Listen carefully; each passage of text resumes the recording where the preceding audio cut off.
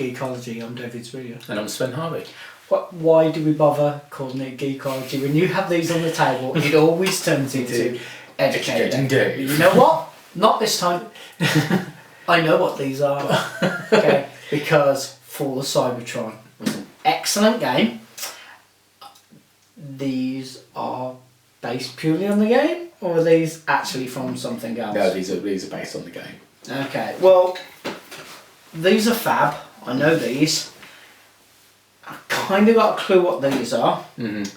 Now, you said originally you wanted to do an unboxing, but it's going to take a while if we're going to do all of them. Yeah. So why don't we just open, say, this one and this and maybe one of the cassettes and just do a semi-unboxing video, okay? So, talk me through these, because I have to say, that is a hell of a difference. Yeah, I mean, this is Sideswipe, who appears in the game basically flying the shuttle craft that basically, when they're dealing with the Dinobots.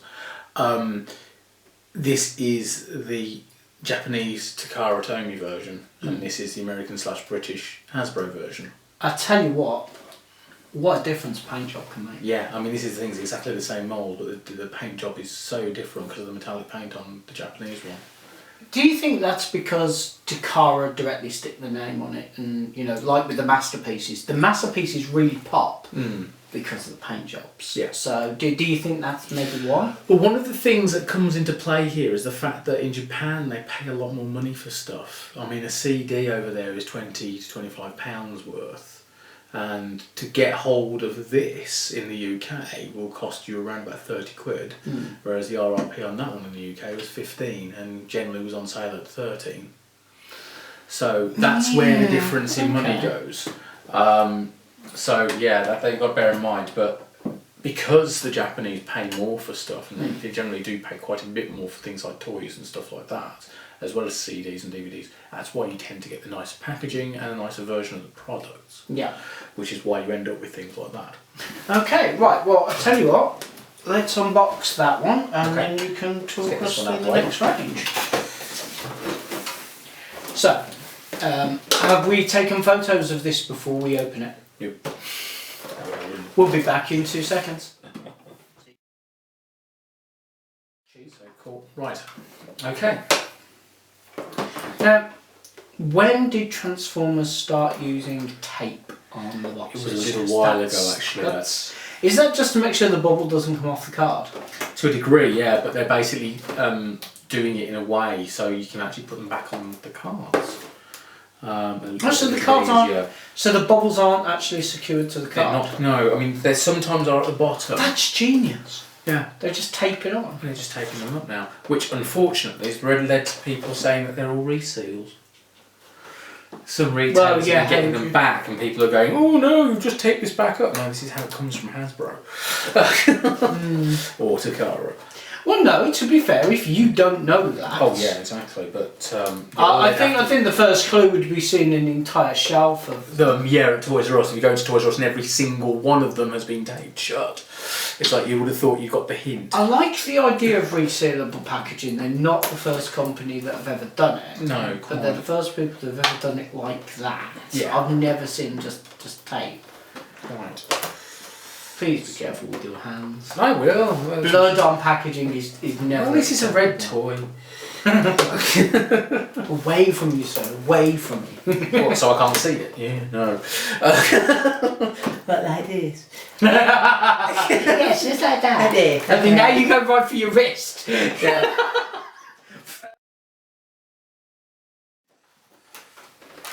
Design's pretty much the same. But... what a difference a day makes. Yeah, that's different. That's very different. It's amazing how you can take the same design, rough design, and suddenly have completely different variations. Well, I like the fact that when it's in its car mode on the back packaging, they show it in two totally. It's shown totally different ways. Yeah. And in its robot mode, two totally different poses. Yeah. And this one's actually gone with that paint job. Oh, the miracles of editing. So, let's have a look. Alright, now bear in mind it's been a while since I played the game. Yeah. Well, my first comment would be it's pink. Yeah. Okay, the paint job is gorgeous.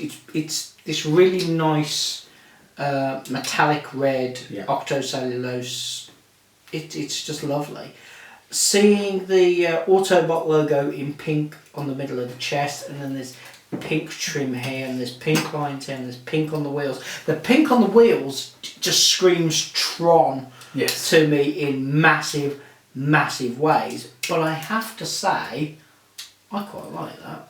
Yeah. The hinge points on it are really nice. Multiple meticulation in the arm. I mean, there's what, 1, 2, 3, 4, 5, 6 hinge points. That's nice. Hang on. 1, 2, 3. Yeah. That's really nice. I like that. My first criticism would be that type of hinge there. Yeah, that they wear out quick. Yeah. Ratchet. Yeah. Ball and socket for there. Okay. And a huge gun.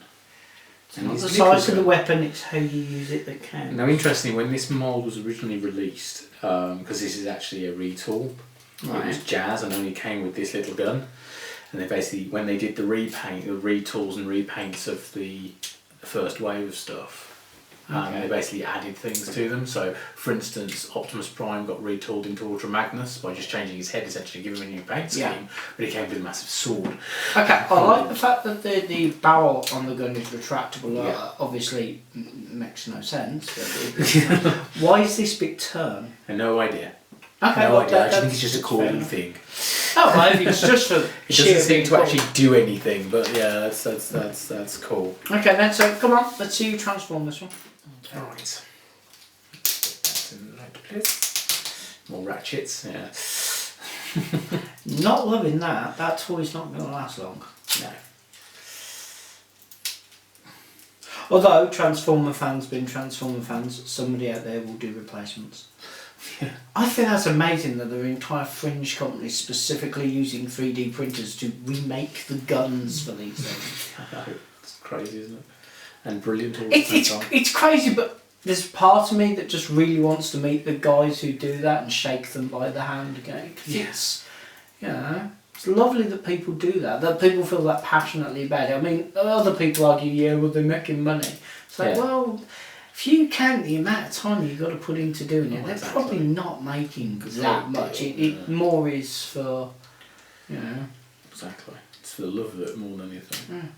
I mean, some of the really good ones, I mean, there's a chap, British chap, he goes by the name of Dogstar, who did a really good alternative head for MP10 Convoy stroke Optimus Prime. Yeah. That was more like his head in the movie, in the original Transformers movie. Yeah. And he's actually been picked up by a third-party company who've actually mass-produced the head. So that's pretty cool. Good film. So yeah.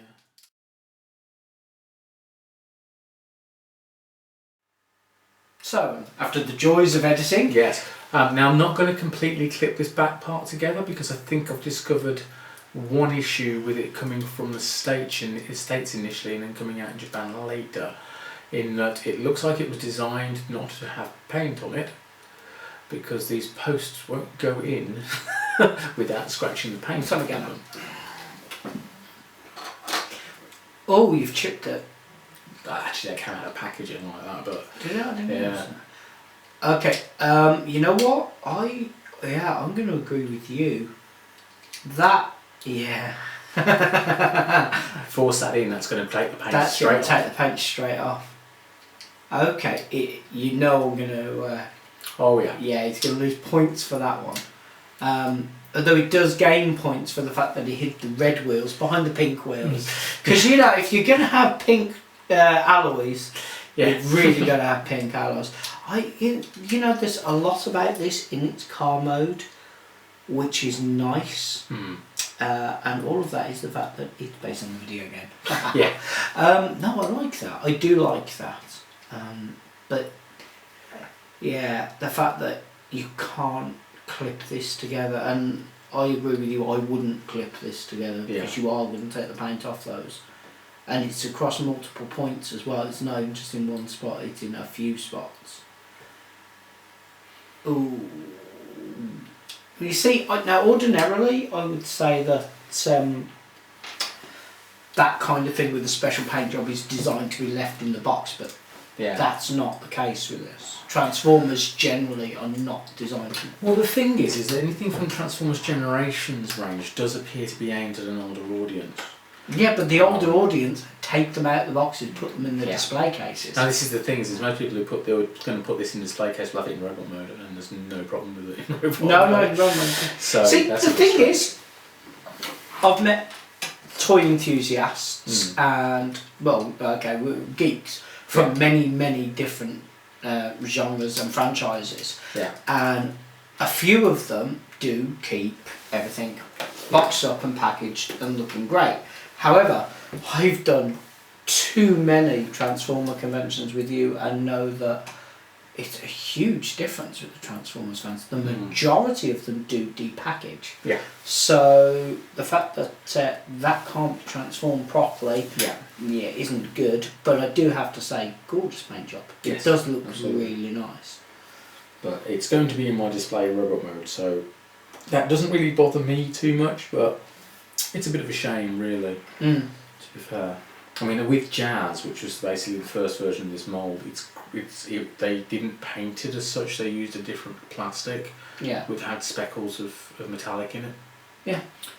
Which hopefully won't be. Glitter. Yeah, it won't. At least I'm hoping it doesn't succumb to the gold plastic disease from Generation 1, late Generation 1, Generation 2. They didn't know back then. No, quite. Right, well we need to crack on, so let's tuck this to one side and you can go on with this one. Yes. Right, so I'll get this open.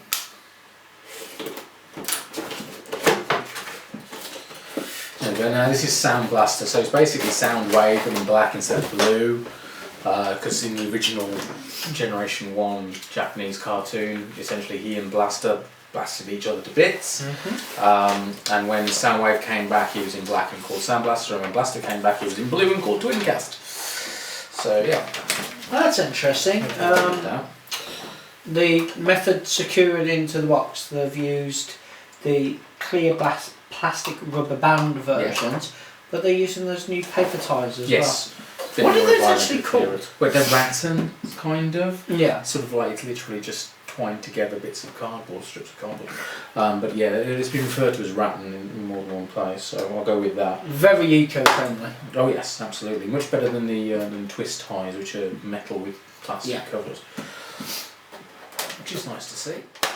Oh wow. Sven, I found it. I found the transformer I can transform with no fears. Oh, please tell me that's why. Yeah. Oh, that's great! Oh, that's fantastic. I want one there. I like the gold they used for the... I shouldn't be so amused by that. But no, that's fantastic. What it's a great little gimmick for playability, isn't it? It really is. Okay, I like that one. That gets serious top marks for fun. Yeah. Alright, so it's gun can either be. What were the name of those transformer? They weren't really transformers. So you sort of folded them down. Jump starters. Jump starters. That was the one. There we go. So there he is in robot mode. Okay. Okay. Now, one thing that's always a bit disappointing about these guys is that here in Soundwave on the packaging. Wow. Oh, actually, no, it's not so much. Soundwave on the packaging actually has a variation on Optimus Prime's gun, which doesn't come with it, which is a bit annoying, but you know, never mind. Okay, so they used acrylic for the eyes and really god awful paint on the arm. Why is that so bright? The yellow paint in the arms. I haven't actually seen the Japanese version to compare it, but it just, to me, that's just a standard Hasbro thing. Okay. So we've also got the 2 packets of cassettes there. So we've got Frenzy in red, so it's Rumble really, and Ratbat. And a Ratbat is basically a variation on Buzz-saw, really. It's a slight remold. Are these ones spring-loaded as well? Yeah, they're all spring-loaded. And there you've got Ravage and Ravage and Rumble, which is blue, so to me it's friendly. This one didn't come with a box, is that because it's specifically designed for the chest? Or? Well, there is that, but they all are. But no, it doesn't come with a box. So he's probably going to just reside in his chest more than anything. What we'll do is, because those are kind of repeated, we'll just open that one. Okay. Oh, what? You want me to play with this one? Oh, okay. If you insist. That's weird, this isn't taped together. See, I'll tell you what I like about this, okay? And it's this one simple fact. When you push that back, it automatically turns those to fold in and clip round. And I think for a youngish child playing with it, that makes that just really easy. Well, this is one of the things they've had to do recently. Is they did some market research at Hasbro USA and found that the kids were having problems transforming the toys. Is that because they're not as tactile as they used to be? No, to use the technology. The transformations got too complicated. If you compare G1 toys and stuff from about a year ago, it's no bloody wonder they can't transform them, to be brutally honest. Yeah. Because I mean, you're just looking at the when we did Tiger Track. If you look at the My Smallest Transformer, the world's smallest transformer. I love that thing. That is transforms basically the same way as the G1 ones do. Yeah. Which is very, very basic. Yeah, just put it out. Whereas current deluxes from 6 months to 12 months ago, you're there all day almost. So the kids were actually getting bored of it and just couldn't be bothered. Yeah. So now they've actually, what they did initially is they just upscaled some of the smaller toys, because they've done like kids' little pocket money versions of the toys, which is the Cyberverse. And what they did, they just blew them up to the deluxe and Voyager size. Yeah. So it's much simpler for the kids to transform. Apparently they loved them much better. So for Transformers 4, the new Age of Extinction. Well, I must admit that the toys are pretty much going to be like that. I must admit, my experience of the Transformer toys is that the young Transformers, things like the little pull-back ones, some of the battle bots and stuff like that, they are just ridiculous. They're just like chunk done. Yeah. Ridiculously simple. Yeah. And then you go up to things where I, as an adult, are going, no, I don't want to touch that. Yeah. So quite. I mean, this is the thing. Is at the end of the day, the transformation is supposed to be part of the play pattern. So you drive along, transform into a robot, battle, transform back into the vehicle, drive along. Personally, I'm just enjoying trying to flip my hand out of the way. So let's see if they carried on that. How simple is that thing with this one? But they have to.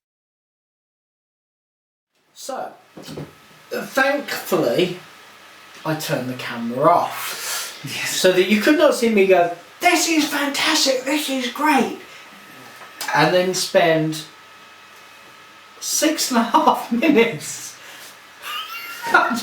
Oh, Sven, what? Why? You. 30 years of experience. Yeah, that's what it is. You know what it is? I'm always paranoid I'm going to break something. I know what you mean. Yeah, they are quick. Yeah, although that's probably not the position that those two should be in. No, I mean this is wonderful. I like this one particularly because it's the first Transformer I've ever liked. Yeah. Other than the world's smallest, it took me what 2.5 seconds to knock that out. That was great. It took you 2.5 seconds to knock one out. Yeah, I'm choosing to ignore that. Anyway, moving swiftly on. So, in that form, you get the carry cases. Now, the carry cases are very, very good, simply because they can't transform when they're locked away. Where if you've got this all done up, you drop it, you tweak it. So I can see why they have these. Yeah. So you'd be able to fit what, 2, maybe 3? I think it's supposed to take 3. Okay, go on.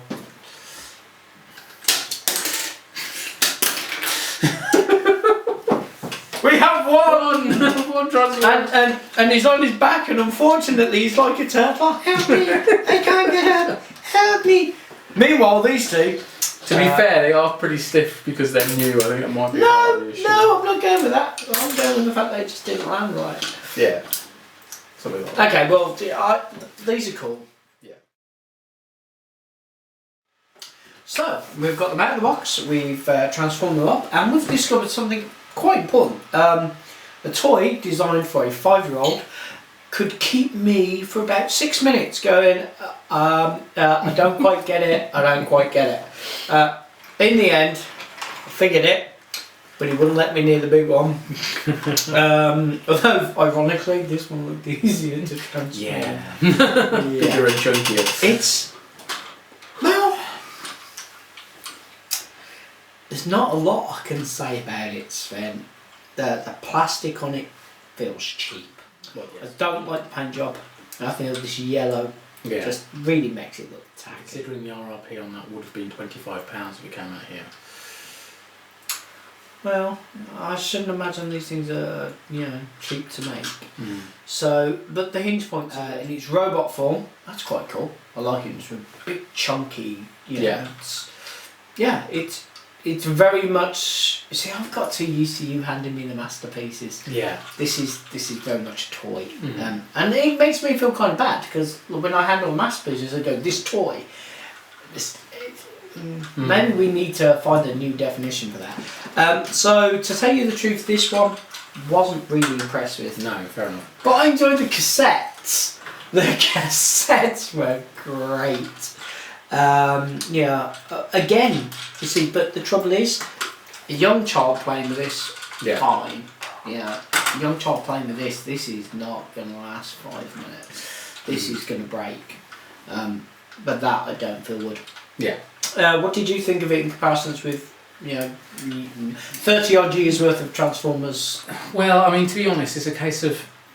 I mean, to me, it's a reasonable representation of the game version, but bearing in mind that this character wasn't technically in the game.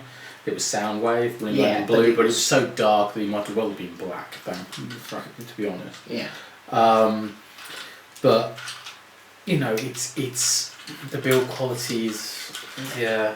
You see what I mean about it feeling cheap? I mean, what annoys me is the fact that they expect this to sell for £25 in the UK. Yeah. Or $25 or less in the States. Right. So we're paying pound to dollar which is never great. Which is never great. Now if this was like 18 to 20 quid, it's a little bit more palatable. And I'm very glad that I got it from Amazon.com, to be brutally honest, because I ended up getting it for less than that. Including the shipping duty, because they put it on sale at one point. Which you've got to like. Yeah. That they do that. Yeah. So, it's not something I probably would have gone out and bought at 25 quid. Indeed, I haven't got Soundwave yet, and that's down to 20 at Toys R Us at the minute for the UK version. Now, you collect Soundwaves, so why is that purely a price thing? Or you wait? Or you just wait to pick one up at a Well, the thing is, this is the thing, it's been out in the UK, so you're always going to be able to get one. Because this is the thing as well, is that when it came out in a case of 4. There was 2 Soundwaves and 2 Grimlocks, and the Grimlocks disappeared. As you can imagine, and the Soundwaves were just left there. The problem is that everybody thinks a Soundwave is going to think of a cassette deck, not a truck. And I think. Yeah, but as you said, Cybertronian design. Oh, It plays the game. Well, played the game. The thing is anybody who hasn't played the game is going to go Soundwaves. Cassette deck or a communications device of some description, or at the beginning of the G1 cartoon he was a lamppost. But unless they've played the game, this is going to make 0 sense to them, which is a bit of a shame. What is cool is the fact that you have got the ability to do the put the cassettes as a forward launcher in the forward in there, which is a nice feature, and you can actually lift that up and eject them. Yeah. Although we played with that for a good time, we had some issues with the ejection But I think that's basically. I think there's a mole point down there. It's not quite aligned down or something. So yeah, but that's a QA issue more than anything, perhaps. Okay. Well, I have to say, from my perspective, I love the repaint on this. Yeah. But it doesn't clip together, so as a toy, it epically fails. Yeah. I mean, this is the thing: is that can you warrant £30 for this? Bearing in mind, I didn't pay £30 for it. If I was a Transformers fan, probably yes. I would definitely buy that version over the UK version. Yeah, it's just a case of trying to get the best price. Trying to get the best price. These, definitely, I would quite happily own. Bearing in mind, the RRP on that was £9.99. Yeah, well, but they're fun. They were on. She had a sale at £12.99 in Toys R Us at one point. But they were fun. Yeah, absolutely. You know, they're dinky, they're easy to display. You know, so those I'm quite happy with. This, no, just no. It's people when they see my collection often comment on the Galoob Star Trek ones. Yeah. And go, well, why do you have them? They're obviously children's toys. They are really they're very basic. But there was something nice about them, the way they feel and the design. This is a children's toy. It's basic, but it has no. Yeah, it hasn't got a hook, has it? No, it really doesn't.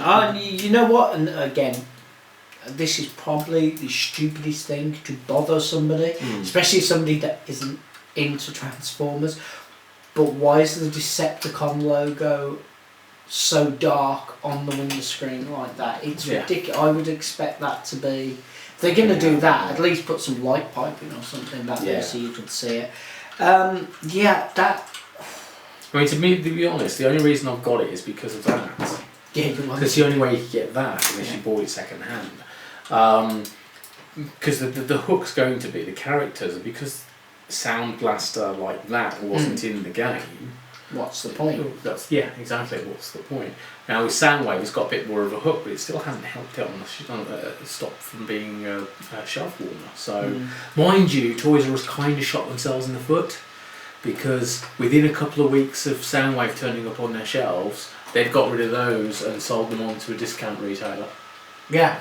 To get them out of the way, because there was new Transformers 30 ones coming through, which were basically a little Prime with roller and a little Bumblebee with a little helicopter thing, I think it was, and so on and so forth, which are replacing that price point, which really didn't help, because Soundwave had basically been sitting in a warehouse at Hasbro UK for about 4 or 5 months before it came out at Toys R Us, at which time all of that period, those cassettes, data discs were out on sale.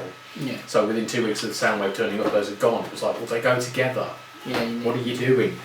Doesn't make any sense. They could have at least bundled them. Okay. Right. So, out of 10. As a figure, it's all right. I'm not going to rave about it. Even in robot mode, it's probably a 6 or a 7 out of 10. This paint job is gorgeous, though. Oh, the paint job is lovely. And to be honest, for me, the paint job, because it's gorgeous, overrides the fact that it doesn't fit together properly in car mode, because I'm going to display it in robot mode anyway. Okay. So it's probably I'll go with the 6 out of 10. To be honest, is it worth £30? No. Alright, well, you see, again, I have no affinity to the character, blah blah blah blah blah blah. I'm sure everybody's sick to death of hearing it. It gets a 3, purely because you can't clip it together to do what it is meant to do without damaging it. Yeah. And that, to me, is pointless. If you play with it safely and sensibly and all the rest of it, and you damage it straight out, then what's the point in that? Yeah. So, as gorgeous as it is, it's not what it's meant to be. Yeah, it's literally just a display piece. It's a display piece. It's not something to be messed with. No. Okay, so what are you going to give this one? Well, as a set, I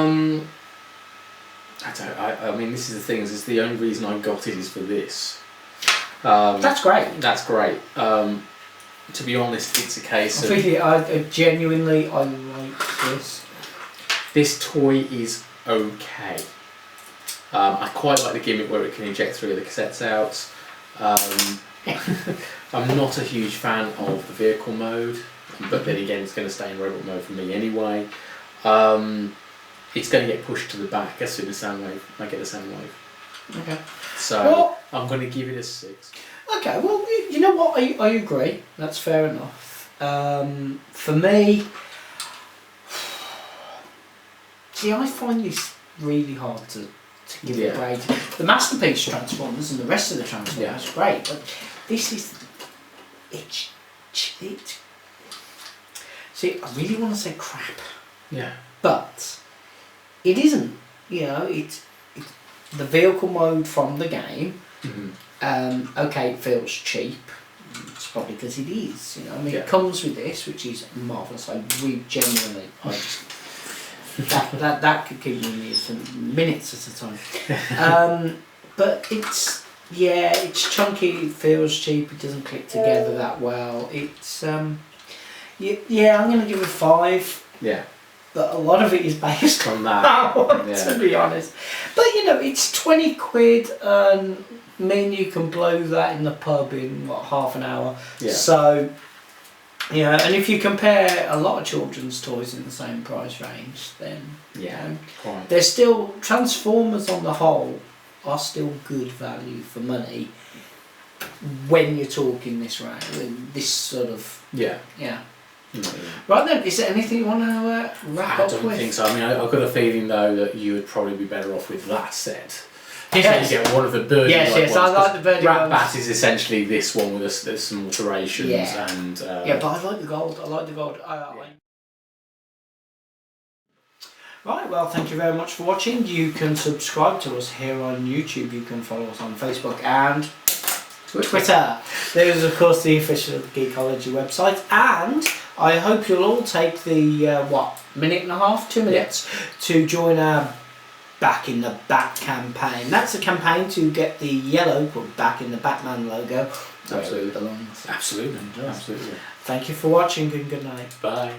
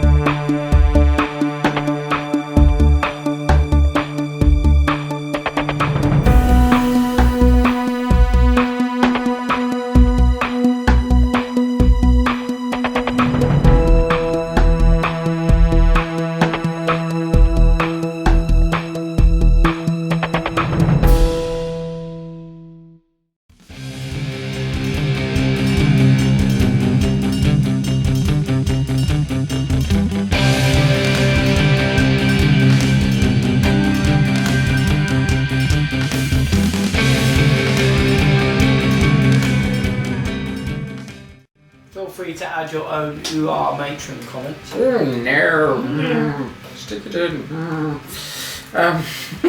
Actually, they're on about doing a remake of Dad's Army, not a remake of Dad's Army. How can that work? Well, no, they were just going to make it really ultra. You know, if you break it, you buy it. Yeah. Yeah, that's mine. Bye. Oh, that's the batteries not included version of the chance. I'm not going to flip up. I'm telling you.